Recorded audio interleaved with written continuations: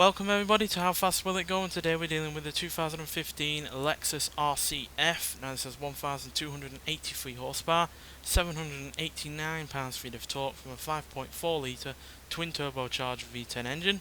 The car itself now weighs 3,286 pounds, and it now has all-wheel drive and a Rocket Bunny body kit to increase stability at higher speeds. And it can now do 0 to 60 in 1.905 seconds and 0 to 103.871 seconds. Unfortunately, it's now started raining, but that's what the all-wheel drive really is for, as well as obviously dealing with the extra power to deal with anything that comes at this car. And yeah, we have taken the Lexus LFA before out on this series, which shares the same engine and the power and torque as this, but I doubt it's going to be as quick as that LFA because it is a larger car, and yeah, this also weighs more than the LFA as well. So yeah, it might not be as quick as the LFA, but it'd be interesting to see how close it can come. And if it can at least do 250 plus, then I will be at least impressed, because yeah, it's still a weighty coupe this, and yeah, it's obviously dealing with far more power than I had originally, more than nearly 3 times the power. So yeah, nonetheless, let's get out there and see what this car can do. So I'm expecting some understeer from this car, but hopefully not too much. Principally because of the larger engine up front and the all-wheel drive system. Already up to 225.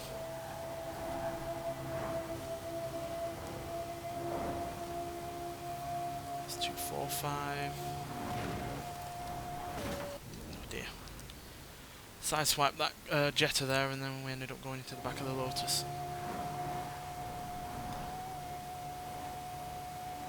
That's 255, 257,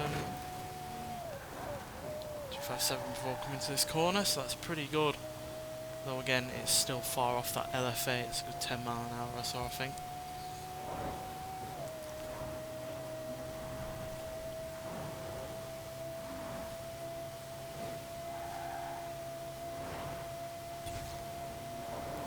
It's still pretty insane that you can put this large V10 in this car.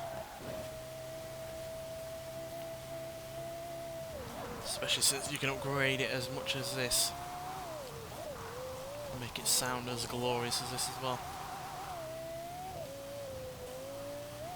Yeah, the LFA really does have one of the best sounding V10 engines ever made, as far as I'm concerned. Right, let's see how much more we can get on this side of the motorway, if any at all.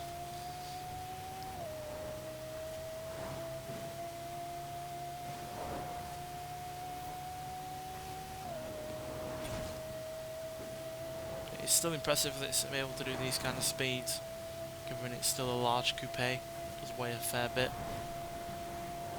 and is also a modern car as well, which we have seen plenty of modern cars struggle to get up to even these kind of speeds. So yeah, the fact it's able to do 257 in comparison to other cars that are as new as this, if not newer, struggle to even get to 250. So yeah, still overall impressed. So I would like it to get higher.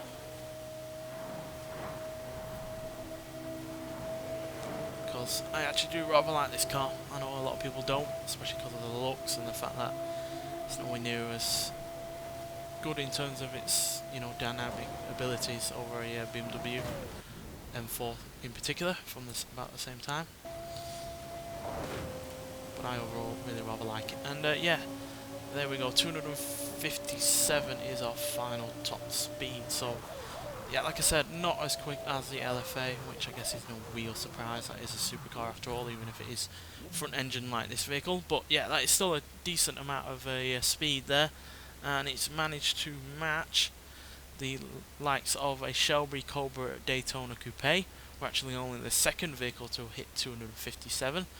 And we're quicker than a Spagna GTA Spano, a Polo Intenza Emozioni, Jaguar C-Type, Ferrari GTC4 Lusso, Formula Drift Dodge Viper SRT10, as well as other modern vehicles like a Ford number 25 Mustang RTR, Celine S5S Raptor, Aston Martin Vantage, and yeah, also quicker than a Mercedes-Benz SL65 and a Morgan Aero Super Sports.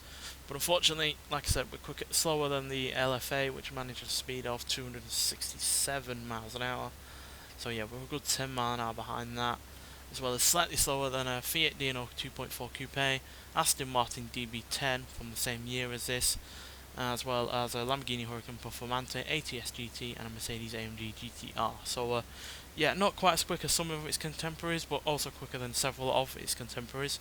So yeah, a little middling on that regard, but yeah, there's no doubt that this is still a properly quick car. It's just a shame that it's got a fair bit of weight holding it back, and it could have done with some extra torque from either a different engine or from this same engine. But yeah, we can only deal with certain engines and certain power outputs when upgraded, so yeah, can't really change that.